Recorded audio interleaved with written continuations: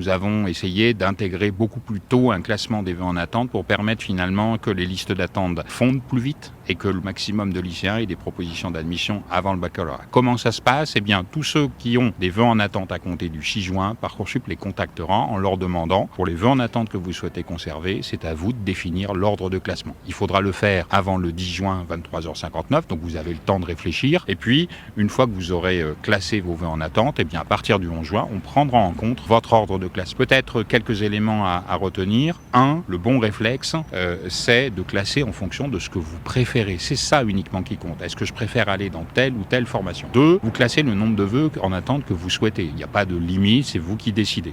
Mon conseil, c'est de ne pas garder des vœux en attente pour lesquels ça ne vous intéresse pas, ça ne sert à rien. Troisième élément, petit conseil, c'est attention, les vœux en attente que vous ne classez pas, ils seront perdus. Et puis, pour vous expliquer comment ça fonctionnera à compter du 11 juin, c'est tout simple. Imaginons, vous avez classé 5 vœux en attente. Si vous recevez une proposition d'admission sur le vœu numéro 3, le vœu 4 et 5 seront perdus. On les supprime parce qu'ils vous intéressaient moins. Vous avez à répondre aux propositions numéro 3, celles que vous avez reçues. Vous l'acceptez, vous refusez et évidemment, vous gardez les vœux numéro 1 et 2. C'est ça votre ordre de classement. Donc, vous comprenez bien que ce qui compte, c'est de classer en fonction de ce qui vous intéresse.